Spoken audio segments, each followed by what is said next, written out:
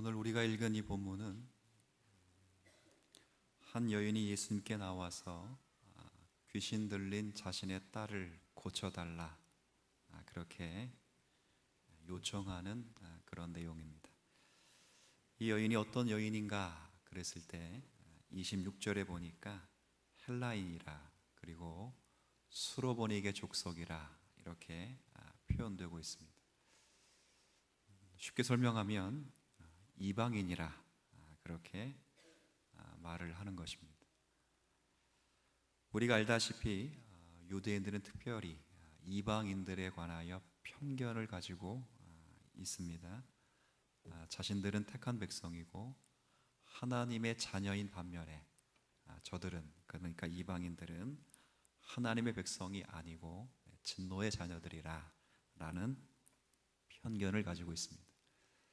그렇기 때문에 언약의 효과도 오직 자신들의 민족에게만 국한되어야 된다 그런 생각을 했습니다.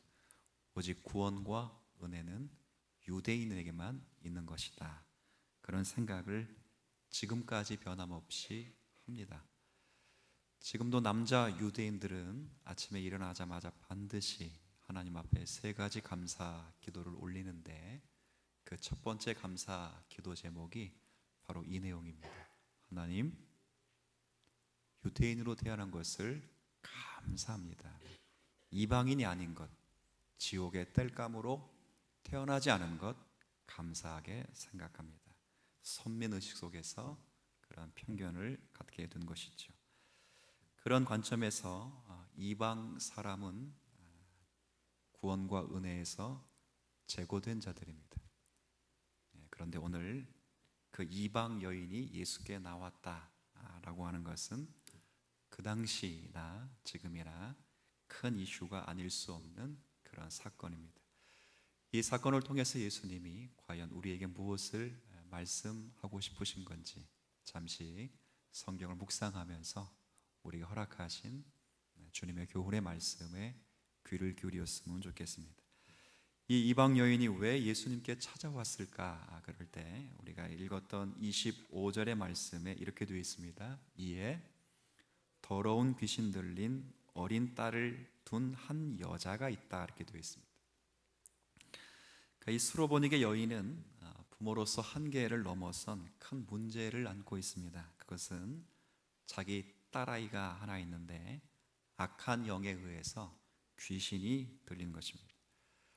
그래서 그 여인이 정상적인 삶을 살지 못하고 힘들어하고 있습니다. 부모로서 얼마나 애가 탔겠습니까? 애지중지하는 딸이 귀신이 들려서 정상적인 삶을 살지 못하고 그렇게 힘들어하고 있음을 부모는 보면서 굉장히 마음이 애타고 부모 또한 힘들어했을 것이라 충분히 가늠됩니다. 부모로서는 딸을 고치기 위해서 아마 백방으로 노력했을 것입니다. 좋은 의사, 좋은 약 다 만나고 찾아보았을 것입니다. 종교적인 힘을 빌어서 귀신을 내쫓기 위해서 푸닥거리도 분명히 해보았을 것입니다. 이 이방 지역에서 섬기는 바알 신전에 가서 열심히 빌어도 보았을 것입니다. 그러나 그 모든 것은 허사였습니다. 그러던 어느 날 예수님께서 이 지역에 오셨다 하는 소문을 듣게 된 것입니다. 제가 볼 때 아마도 이 여인은 이방 땅에 살면서도 이방인임에도 불구하고 예수님께서 갈릴리에서 행하셨던, 유대 땅에서 행하셨던 여러 기적과 이적을 분명히 알고 그리고 믿고 기대하고 있었음이 분명합니다. 갈릴리에서 나사렛에서 예수님이란 선지자가 나타났는데 누구든지 예수께 나아가면 모든 병에서 깨끗과 자유함을 받을 것이다 하는 소망을 가지고 있었습니다. 하지만 이방인인 고로 이방인 주제에 감히 갈릴리에 갈 수도 없고 예수님께서 이방인인 자기에게 찾아오실 리도 만무했습니다. 그런데 어느 날 갑자기 예수님께서 자기가 살고 있는 지방에 오셨다는 소식을 들었습니다. 얼마나 기뻤겠습니까? 갈 수도 없고 예수님도 오시지 않는 그 지역, 분명히 예수에게만 찾아가면 모든 병이 깨끗이 낫고 내 딸아이도 깨끗이 자유함을 입을 텐데 갈 수가 없었습니다. 근데 어느 날 갑자기 예수님이 자기 동네에 오셨다는 소식을 듣게 됩니다. 얼마나 큰 복음입니까? 그녀는 그 소문을 듣자마자 본문에 기록된 대로 즉시 그리고 이렇게 와서 그분의 발 앞에 엎드려 자신의 문제를 솔직하게 꺼내놓습니다. 주님, 제 딸아이가 귀신 들렸습니다. 너무도 고통을 받습니다. 당신이 쫓아내 주시길 바랍니다. 당신은 하실 수 있습니다. 비록 제가 이방인일지라도 저의 청을 거절하지 않으시고 주님은 제 딸아이의 병을 깨끗이 치료해 주실 수 있습니다. 이쯤에서 한번 질문 드려보죠. 자, 예수가 청을 들었습니다. 고쳐줘야 된다, 고쳐주면 안 된다. 고쳐줘야 되는데 만다. 성경을 읽어가지고 너무 지혜로우셔가지고 청 자체를 한번 생각해봐. 이 정도 청을 하면 고쳐줘야 돼, 말아야 돼요? 고쳐줘야죠. 고쳐줘야죠. 성경을 읽어보세요. 병자가 예수께 와서 무릎 꿇고 기도하고 병 나음을 구할 때 예수님이 안 고쳐주신 적이 있는지, 귀신 들린 자가 소리질러 예수를 꾸짖거든, 혹은 귀신 들린 자의 자녀를 둔 부모가 와서 예수께 청탁을 할 때 예수가 한 번도 그 청을 외면한 적이 있으신지? 없지요. 고쳐주셔야지요. 고쳐주셔야지. 오늘은 유별나게 예수님이 특별한 반응을 보이십니다. 외면하십니다. 27절입니다. 자, 같이 한번 읽겠습니다. 시작.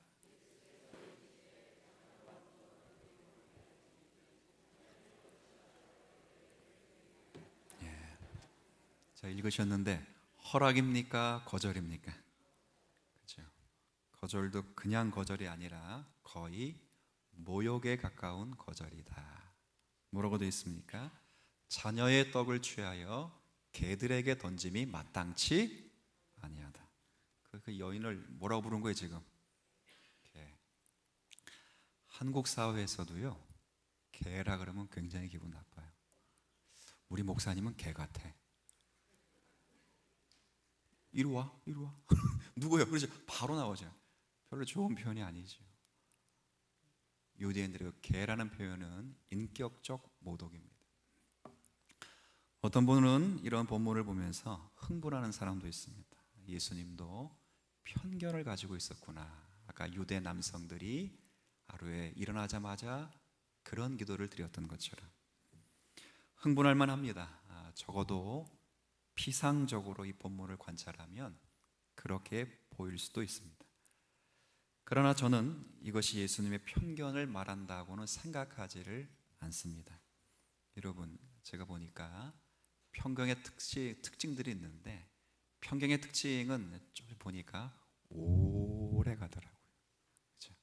사랑의 첫 번째 특징이 뭐지요? 오래 참는 것처럼 이 편견의 특징도 오래 가더라고요. 그리고 잘 바뀌지 않아요. 한번 생각해 한번 보십시오. 우리 한국 땅에 뿌리 박힌 끈끈한 지방색의 편견 잘 바뀌지 않습니다. 오래 갑니다. 편견은 쉽게 수정되지 않습니다. 편견은 쉽게 깨지는 것이 아닙니다. 만약 예수님께서 이 여인에 대한 편견을 가지고 있었다면, 여자에 대한 편견, 이방인에 대한 편견을 가지고 있었다면 조금 뒤에 대화의 격을 완전히 바꾸어서 이 여인에 대해 칭찬하면서 이 여자의 믿음이 크도다 라고 말할 수 있겠는가? 그렇지 않습니다. 이것은 편견이 아니라 테스트입니다. 예수님께서 이 여자의 믿음을 테스트하고 있습니다. 어떻게 반응하나? 바로 이 테스트를 통해서 이 여인의 순수한 믿음을 주님께서 드러내보고 싶으신 것입니다. 그리고 이 여인의 순수한 믿음을 지금까지 자신을 부인하고 거부하고 자신의 편의와 자신의 만족과 자신의 신앙을 삼는 그들 앞에서, 유대인들 앞에서 이 여인의 믿음을 드러내고 싶은 주님의 말씀이 계셨던 것입니다. 왜냐하면 마가복음 본문에는 잘 기록되어 있지 않지만 예수님께서 이 여인을 향해서 동일한 복음서 마태복음 15장에는 똑같은 사건이 두 번 기록되어 있거든요. 거기 보면 이 여인을 향하여 내 믿음이 크도다 라고 말씀을 했거든요. 그래서 예수님의 이러한 평가를 염두에 두고 지금까지 여인이 보인 태도와 말을 살펴볼 경우엔 거기에는 우리가 미처 깨닫지 못하는 믿음의 자세와 믿음의 내용이 있음을 알게 됩니다. 그것은 다름 아닌 이 여인의 고백 속에 있습니다. 28절 한번 같이 한번 읽어볼까요? 시작. 여자가 대답하여 이르되 주여 올소이다마는 상 아래 개들도 아이들이 먹던 부스러기를 먹나이다. 아까 27절에 예수님이 뭐라 말씀하셨죠? 자녀의 떡을 취하여 개들에게 던짐 마땅치 아니하라. 여기서 자녀라고 하는 것은 이스라엘 민족을 가리키는 것이고, 개라고 하는 것은 유대인이 아닌 이방인을 가리키는 것입니다. 근데 예수님께서 이 지금 28절의 대답을 근거로 해서 이 여인의 믿음이 크도다라고 말씀했다는 것은 27절의 그 말, 예수님의 말씀, 자녀들의 떡을 취하여 개들에게 던짐이 마땅치 아니하도다 하신 그 말씀을 이 여인이 정확하게 이해하고 있었다는 말입니다. 그래서 이 여인에게 내 믿음이 참 크도다. 뭐라고요? 개라고요? 그렇게 반응하지 않고 28절의 말씀으로 반응하고 있다는 것은 27절의 말씀을 이 이방 여인이 기가 막히게 알아들었다는 결론입니다. 유대인이 지금 이 이방 여인, 유대인이 아닌 이 이방 여인이 뭐라고 말하는 것입니까? 예, 맞습니다. 구원의 은혜는 먼저 하나님의 백성된 유대인들에게 주어지는 것입니다. 마치 부모가 자녀들에게 먼저 떡을 주는 것과 같습니다. 그러나 그 떡은 자녀들만 먹지 않습니다. 함께 자녀의 상이 없을지라도 개처럼 돌아다니는 그 개일지라도 그 개를 긍휼히 여겨주셔서 그 개에게 던져주는 것처럼 주님의 그 은혜는 우리에게도 주어질 줄로 제가 알고 그렇게 믿고 있습니다. 그렇게 말하는 거예요. 굉장히 큰 믿음입니다. 내 딸만 낳을 수 있다면 난 개 취급받고 땅바닥을 기어 다녀도 된다, 그런 표현이 아닙니다. 내 딸만 낳을 수 있다면 예수님을 끈질게 붙잡고 인격 모독을 당하더라도, 인격적 살인을 당할지라도 예수님을 끈질기게 붙잡고 내 딸 아이만 낳게 하겠다, 그런 게 아니라고요. 이 여인이 예수님의 구원 사역을 정확하게 이해했다는 거예요. 뭐라고 말합니까? 다시 설명드리죠. 주님께 이렇게 말씀하십니다. 맞습니다. 구원의 은혜는 먼저 하나님의 백성 되었던 이스라엘 백성들에게 주어지는 것이 맞습니다. 메시아가 오시면 팔레스틴 땅에 오시는 것이 맞습니다. 메시아가 오시면 이스라엘 땅에 오시는 것이 맞습니다. 메시아가 오시면 자기 백성을 구원하시기 위해 오신 것이 맞습니다. 그러나 이방인일지라도, 그 개일지라도 그 개가 그 집에 속해만 있다면 주인은 자기들만 먹지 않고 모두 준다고요? 개도 주는 것처럼 그 개도 반드시 주인이 먹일 수 있다는 것을 전 잘 알고 있습니다 라고 고백하는 거예요. 얼마나 통찰력 있는 깊이입니까?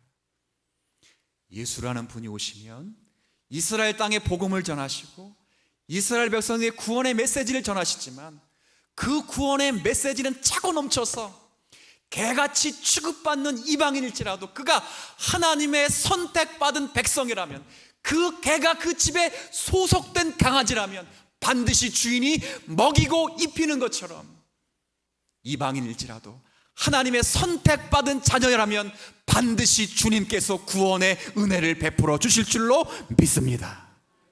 정말 큰 믿음이에요. 정말 큰 믿음. 유대인들은 이 믿음을 갖고 있지 않아요. 자기에게 오셨는데도 불구하고. 그러나 이방 여인 중에 한 여인이 이 믿음을 갖고 있음에 주님이 이 여인을 끄집어 유대 땅, 유대 민족의 악함과 고집을 책망하시는 것이죠. 그래서 여기서 굉장히 여인이 말한 표현 가운데 중요한 단어가 28절 다시 한번 읽어주시겠어요? 시작. 여자가 대답하여 이르되 주여.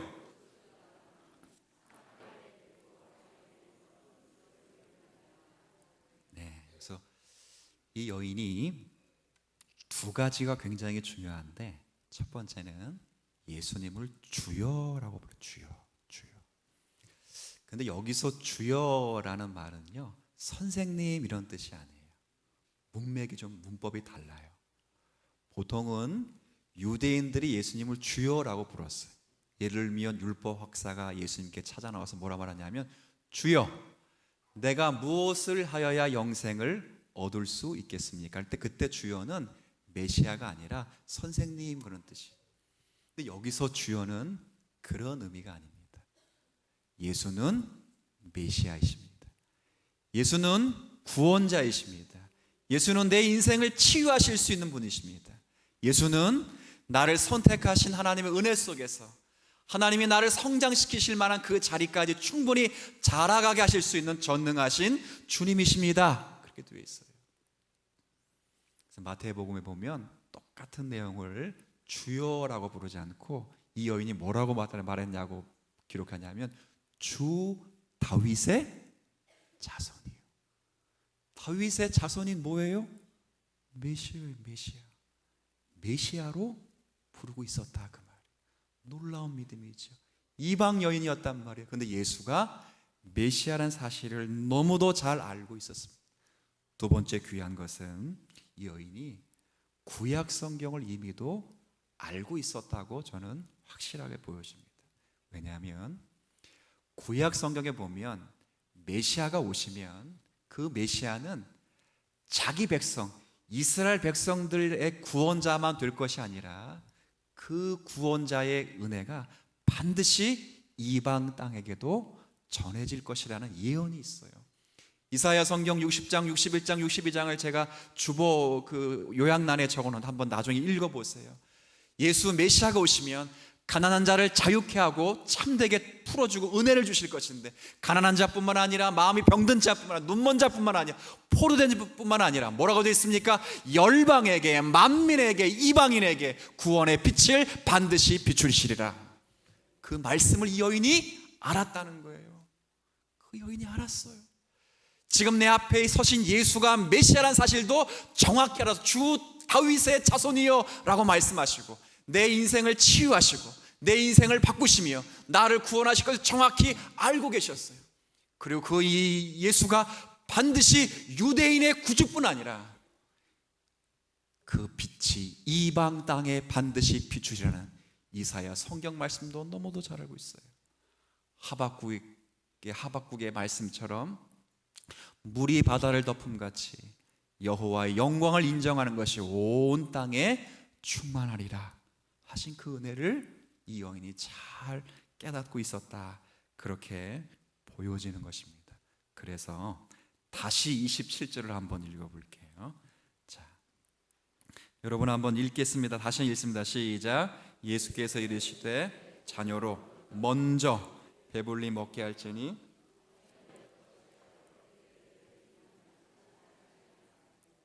아까 제가 여쭤봤을 때 이게 허락이요 거절이요? 거절. 근데 다시 읽어보니까 거절이 아닌 것 같아요. 이 여인은 이걸 거절로 안 봤어요. 여기서 정말 중요한 단어를 깨달았어요. 아까 이 여인이 깨달은 게 두 가지예요. 예수가 메시아라는 사실을 알고 있었고, 메시아가 오시면 유대뿐 아니라 이방인에게도 구원이 있을 것이라는 예언을 알고 있었어요. 그런 상태에서 이 말을 들었어요. 그래서 이것이 우리는 다 거절이라고 생각했지만 이 여인은 거절이 아니라고 생각했어요. 무슨 단어 때문에 그래? 무슨 단어 때문에? 먼저. 그렇죠, 먼저. 이 여인은 먼저를 잡았어요. 예, 맞아요. 메시아가 오시면 먼저 하나님의 택하신 백성이었던 유대인들에게 복음을 전할 것입니다. 먼저 자녀들에게 떡을 줄 것입니다.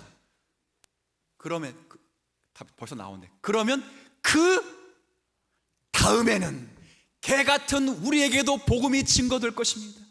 개 같은 우리에게도 구원의 은혜가 다가올 것입니다. 성경은 그렇게 말씀했습니다. 이사야 성경에, 하박국 성경에 메시아가 오시면 유대인뿐 아니라 온 이방 땅에 빛을 비추실 것이다. 물이 바다를 덮음같이 여호와의 영광을 인정하는 것이 온 세상에 충만하게 될 것이다. 이 여인은 그걸 믿었단 말이에요. 믿었다고요. 그냥 단순히 내 딸 고쳐주세요, 우리 아들 사업 잘 되게 해주세요, 대학 합격시켜주세요, 이것이 아니라 예수가 누구신지, 예수가 무슨 사역을 하시는지 정확하게 이해하셨다고요. 이 여인을 향해 예수가 마지막에 뭐라 말씀하시냐고요? 내 믿음이 크도다, 그렇게 말씀하신다고요. 저는 오늘 여러분들에게 이런 은혜가 좀 있었으면 좋겠어요. 그래서 이 여인이 그렇게 붙잡았어요. 다짐 28절의 마지막에 아이들이 먹던 모두요? 주님, 부스러기 은혜라도 주세요. 부스러기 은혜일지라도 그 부스러기는 주인상에서 떨어진 것이니 유대인들에게 허락됐던 구원의 은혜와 본질적으로는 동일한 것입니다. 얼마나 큰 믿음입니까? 얼마나 큰 믿음입니까? 그렇지. 그래서 부스러기라도 주십시오. 조금이라도 주십시오. 그 은혜가 나를 자유케 할 것이고 구원시킬 것입니다. 정확히 알았어요. 정말 주님이 부스러기 주실까요? 그렇지 않습니다. 이 이방인에게도 유대인들하고 동일하게 하나님의 구원의 약속을 포함시킨 주님은 이렇게 말씀하시죠. 영접하는 자, 곧 그 이름을 믿는 자들에게는 하나님의 자녀가 되는 권세를 주셨느니라. 부스러기 은혜 안 주십니다. 이 은혜를 정확하게 알고 있다면 예수님은 우리가 부스러기 은혜를 주실지라도 하나님의 자녀가 되는 놀라운 특권을 주실 줄로 믿습니다. 주의 말씀 붙잡고 겸손히 주 앞에 엎드리는 거예요. 주님, 부스러기라도 내게 주십시오. 이 여인에게 주님 마침내 커다란 은혜를 주셨습니다. 주님은 바로 이 여인의 이런 믿음을 꺼내놓고 싶었습니다. 여러분들도 이와 같은 은혜가 있었으면 좋겠습니다. 주님께서 정말 여러분의 믿음을 보시고 꺼내놓고 싶어 하실 만한 그 이유가 분명히 있었으면 좋겠습니다. 주님, 부스러기 은혜라도 주십시오. 전 자격이 없습니다. 그러나 주님께서 부스러기 은혜라도 주시라면 저는 다시 살아날 수 있습니다. 부스러기를 안 주신다고요. 가장 좋은 것을 주세요. 그러나 그 심정은 부스러기라도 라는 간절함과 동일한 은혜를 사모하는 마음이 있어야 돼요. 비슷한 내용을 시편의 고백으로 한번 확인해 볼 텐데 다 같이 한번 보도록 하지요. 시편 84편입니다. 84편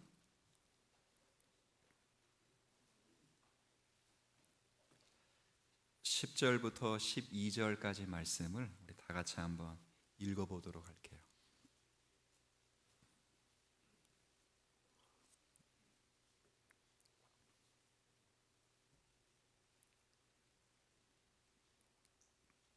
자, 10절부터 12절까지의 말씀을 다 같이 한번 읽겠습니다.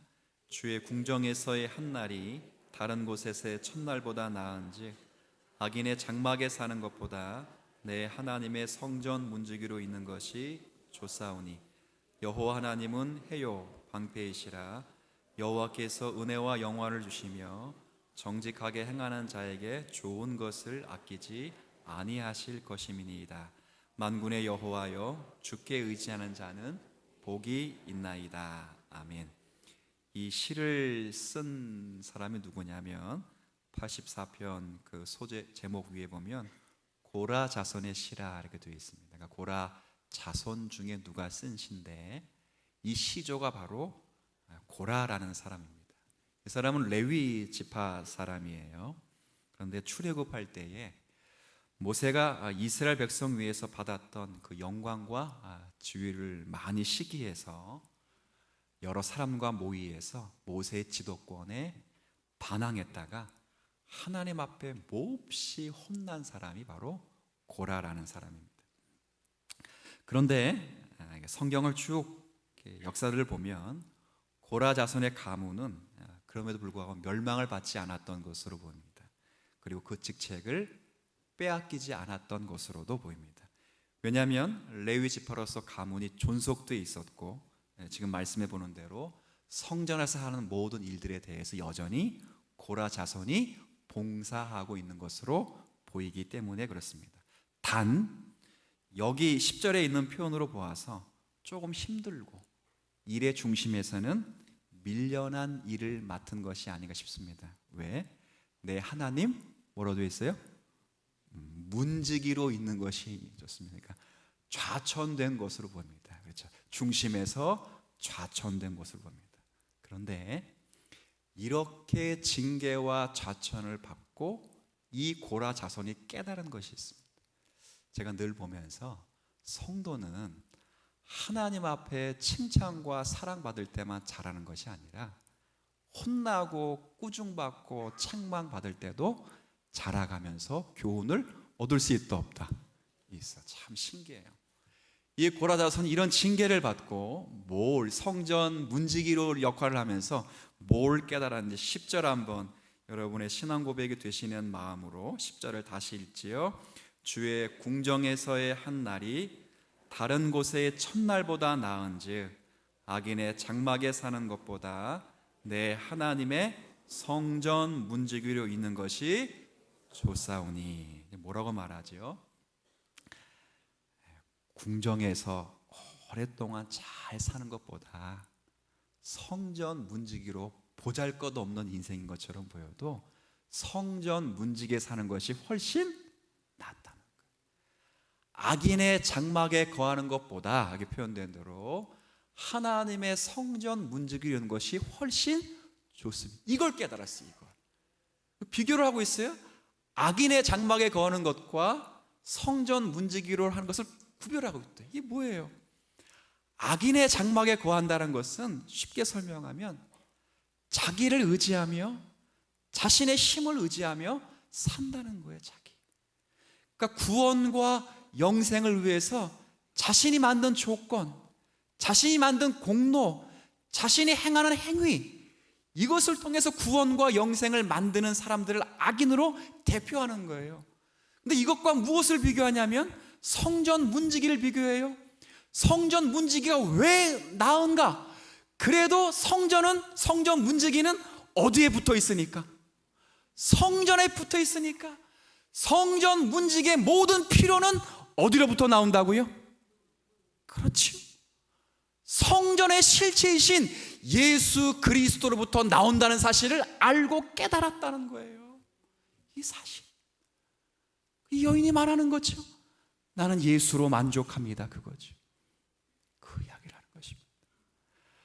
악인의 장막에 거해서 자신의 영생과 자신의 구원을 자신이 만들거나 자신의 공로를 획득하는 차원이 아니라, 내가 주를 선택하는 차원이 아니라 하나님의 성전 문지기에 있어서 비록 성전에선 밀려나고 멀어진 것처럼 보일지라도 성전이 하나님께 속해 있는 것처럼 성전에 붙어 있기만 하면 하나님께 속해 있는 것이 훨씬 나은 것입니다.